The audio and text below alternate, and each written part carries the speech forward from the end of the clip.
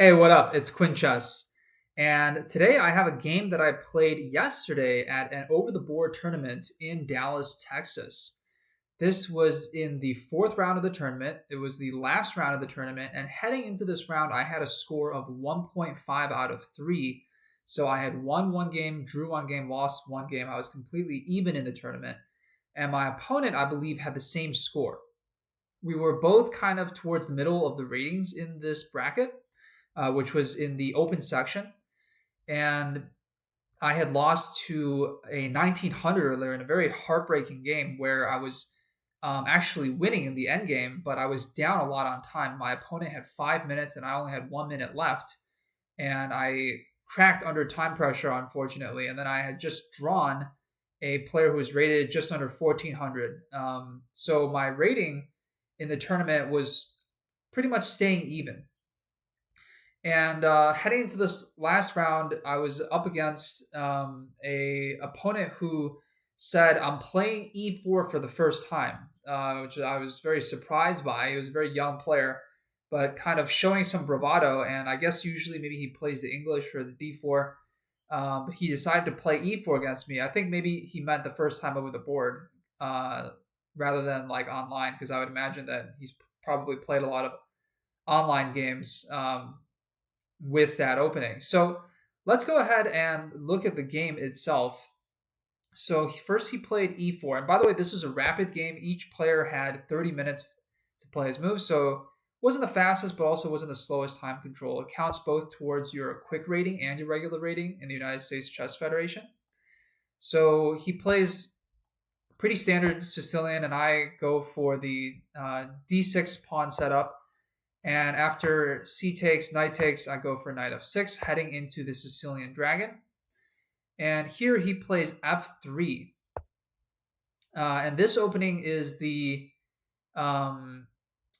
called the Prince variation according to Lichess, but it will quickly transpose into the Sicilian dragon once I get into my setup.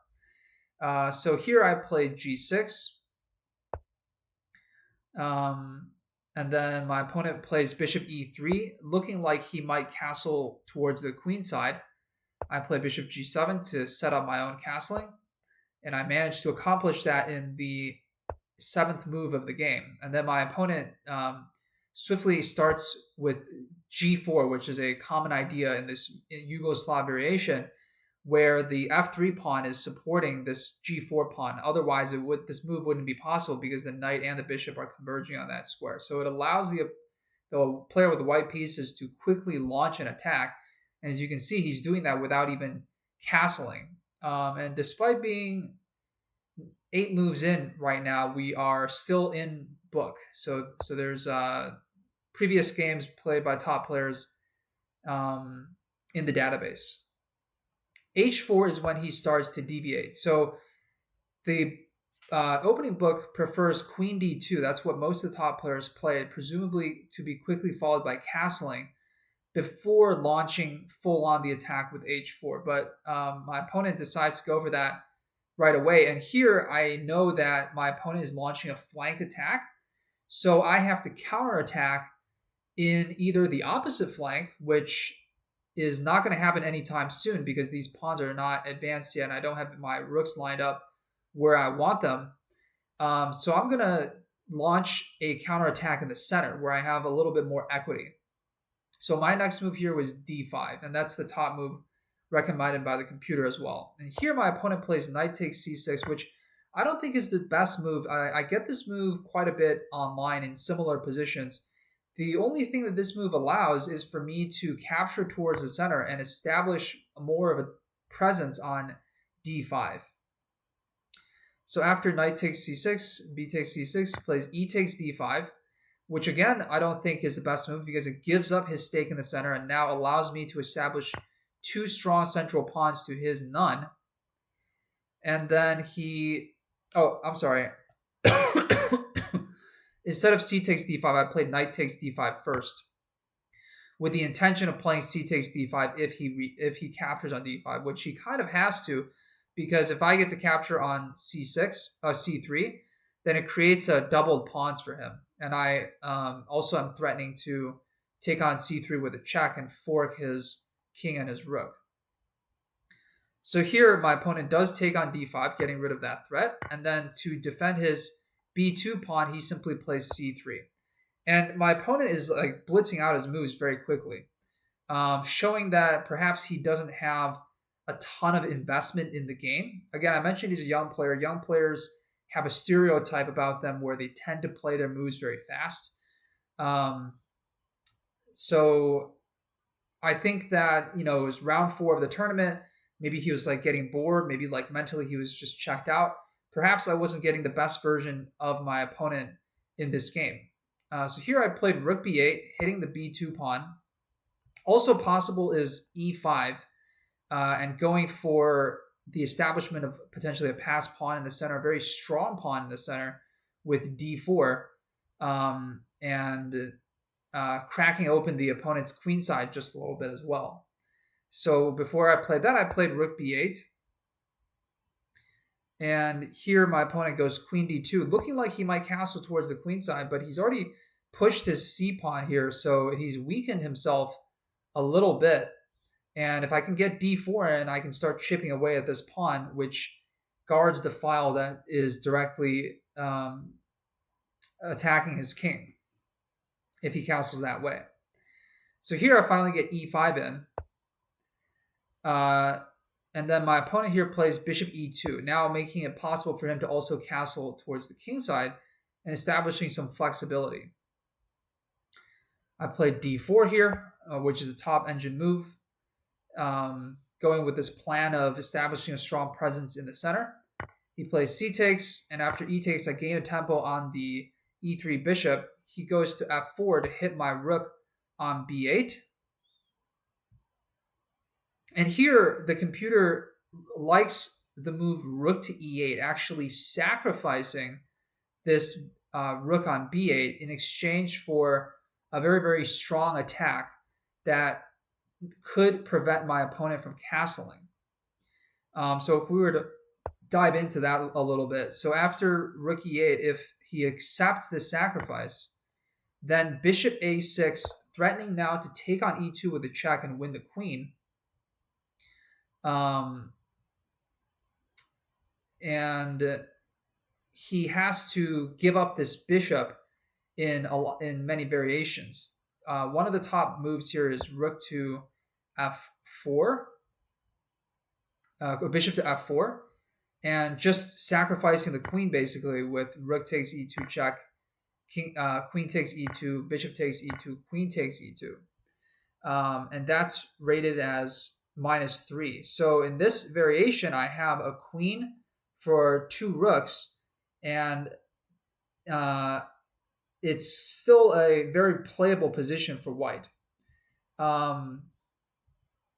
But instead of that move, instead of taking on e2 right away, it actually likes building up some more pressure with d3.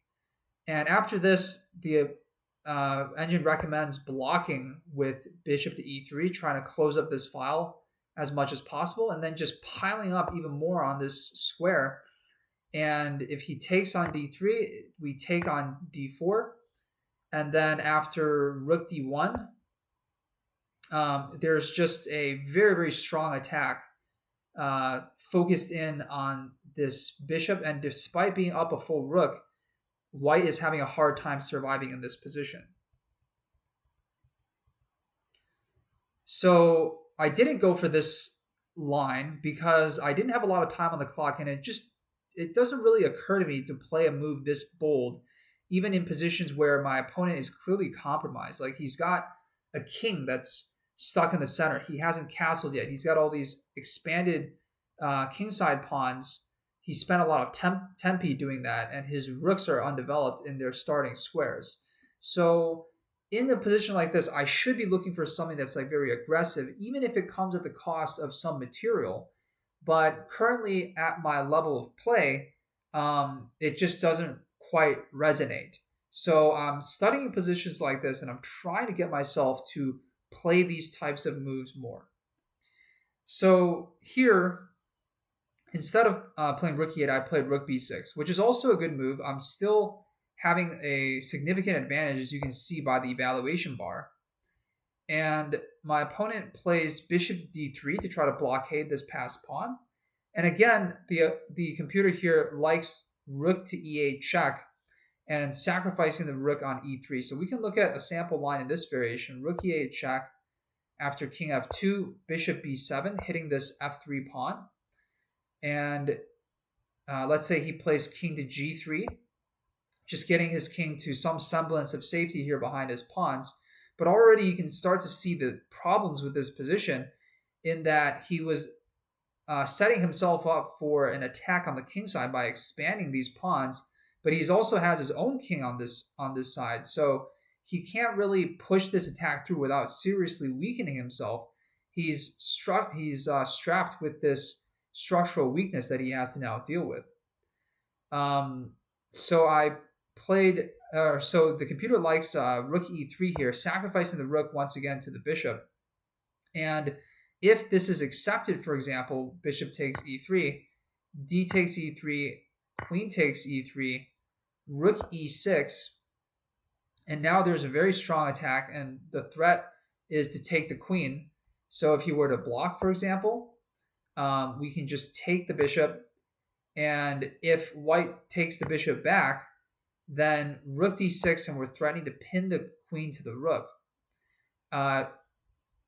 Pin the queen to the king, rather. And if he tries to get out of the way with a move like queen to e2, there's a check with the rook. And then if he runs, which he has to let's say a square like f2, he's going to get pinned again and lose his queen. And if he goes to f4, then it's a mate in one with queen f6 check. So you can see how this position very quickly gets dangerous for white, and that's what justifies that sacrifice on e3. So again, I didn't go for this variation, and I just wanted to get my attack going by playing bishop to a6. This is my way of pushing things through, trying to get rid of the blocker in front of the passed pawn and trading off a piece that's not developed for a piece that's arguably a little bit more active on d3. So I was seeking moves that improved my position, just not quite as drastically as rook e8 check, and seeking a very violent conclusion to the game. So here he plays bishop takes a6, I take on a6 with my rook, and then he tries to go for his kingside attack, and he just doesn't quite have enough firepower on the king side right now to get this attack through, and this rook on a1 is completely uninvolved in the game. So I play queen d5 here, forking this f3 pawn and this a2 pawn, and I thought I was looking pretty in this position. And he plays h takes g6. And the downside of this move is that it allows me to open up the f file, and also there is no mate threat, because after queen h2, even if he takes on h7 with a check, I can just run to f7 because I just cleared that square. So I was taking that into consideration when I played that move. Here, my opponent castles, a very unfortunate decision. He almost had to maintain defense of the f3 pawn, but you can see how much in danger his king is on the g1 square. And here the computer really likes rook a to f6, converging on this f4 bishop and really trying to drive an attack through on the f file, with the queen also staring at the f3 pawn. But I didn't go for that. Instead, I played rook takes a2. Again, with this idea that I'm not looking for the strongest moves. I'm not looking for moves that'll increase the complexity of this position and introduce a lot of tactics into the position. I'm looking for moves that are very safe, kind of like grabbing material when it's there, or moving forward in a way that's familiar and comfortable to me. And I just have to basically stretch myself a little bit and make the uncomfortable comfortable. So I played rook takes a2. He plays rook takes a2. I took back on a2. And the computer has a 1.5 pawn advantage for me in this position. And here he plays bishop g3, just to get out of the rook's attack on f4. And then I play queen to b3, hitting this f3 pawn. He goes king g2 to defend. And then I start pushing my d pawn to see if I can threaten a promotion. And if queens get traded off the board, that could look very dangerous for my opponent.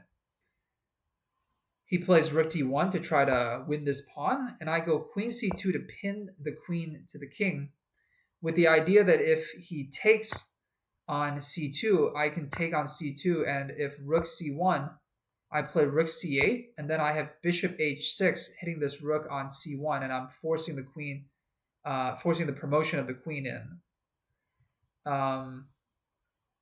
So I do get that move in, and he plays bishop d6. The computer here preferred bishop to f2, breaking this pin. But he didn't go for that. He went for this move, which I think was a mistake. And the best move in this position would have been to play bishop h6, hitting the c1 promotion square and forcing that trade of queens that we were talking about, and getting a promotion through. And then he would have to sacrifice his rook. And he can't take on h6 because his queen is currently pinned to his king. Here I played rook to e8 to try to deliver a check on e2, and he goes king to h3. And here I should have just traded off the queens by taking on d2, but instead I played rook to e2, which I think was trying to get just a little bit too much out of the position. He took this pawn on d3, and here I almost blundered. I almost played rook to h2 check, not seeing that the bishop was defending that square. And then I was like calculating for a couple minutes. And then suddenly my opponent was like, would you like a draw? And of course I didn't want to draw because I felt like I was doing quite well in this position. So I said no. But just the fact that he interrupted me for a moment allowed me then to look at the board again. And I was like, oh, shoot, rook h2 check hangs my rook. Maybe I shouldn't play that. So it was a fortuitous moment. So he takes the pawn, and then I just trade off the queens, and then I grab the pawn on b2 with my bishop. And now I have this a7 pawn that I'm hoping to get the promotion through. So I've taken a step back because my pawn was already on the 6th rank or the 3rd rank, and now I'm starting all the way back at the starting rank. So I have to basically start promoting once again. He plays bishop b8 to attack it. And then here my opponent just plays a series of not so good moves that allows me to start creating some real threats with the pawn. Rook e7, and then he plays rook d5, and then I just keep plowing forward. And my bishop here is already in really good position to support promotion. He plays king g3, which I think was a waste of a tempo because his king is just too far away right now on the king side to really make any difference in the position. And plus my rook is cutting off the e-file. I think there's no point in making a king move here. He has to do something else. The computer recommends getting behind the pawn with rook to a5, which looks pretty good to me. So after that move, I played rook to b7, hitting this bishop and getting him off of this contention of the a7 square so that I can put my rook behind the pawn, because that's the ideal location for my rook. And then he plays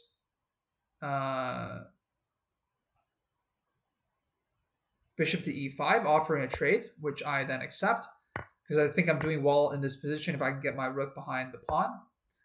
He plays rook e2, I play a3, and then he plays rook a2 here. And then here my king is just a little in better position to get to the rook quickly. I am 1, 2, 3, 4 tempi away, and he's 1, 2, 3, 4, 5 tempi. Actually, 5 tempi away from being able to defend his rook. So I'm just faster here, getting over to the queen side with my king, which is exactly what I decided to do here. I play king to e6, and here it's just a race: king to f2, king to d5, king to e2, king to c4. Rook to a1, king b3, rook b1 check, and we can just kind of fast forward through the rest of these moves because I do get a promotion in and clinch the game that way. a2 here, and he goes f4, king to b2, and then here he has to sacrifice his rook for my pass pawn, and then basically he pushes this pawn, I take, and then I got my rook over to the g file, and then I promoted this pawn, and I checkmated him with a rook and a queen. So that was the end of that game, and I repeatedly had these opportunities to secure an even larger advantage than I had, but I went with moves that I felt were safer and more comfortable. I was also down on the clock most of the game, so I couldn't think or spend too much time calculating. If I were able to calculate faster, which is what I'm working on in the Road to 2500 puzzle series, then I would be able to, still be able to play those moves under time pressure. But again, this is something that I'm actively studying, trying to improve, trying to get better at attacking. My opponent has never played e4 before, so he's probably not super familiar with the Sicilian defense and how these attacks are played out. So I have an advantage in the opening because I knew of these ideas of playing d5 and building up the pawn center. And by the time that I had the two central pawns, I already had the advantage as a player with black pieces. So this was a really nice tournament in my opinion, and I'm looking forward to playing another one. I'm planning on going on next Saturday, and then you can look forward to another game recap from me then. Until then, I hope you guys have a good rest of your day. It is the end of the weekend. I don't know if you're heading back towards work or if you're in school, you probably have a couple more days off. But stay safe out there, and I'll see you guys tomorrow.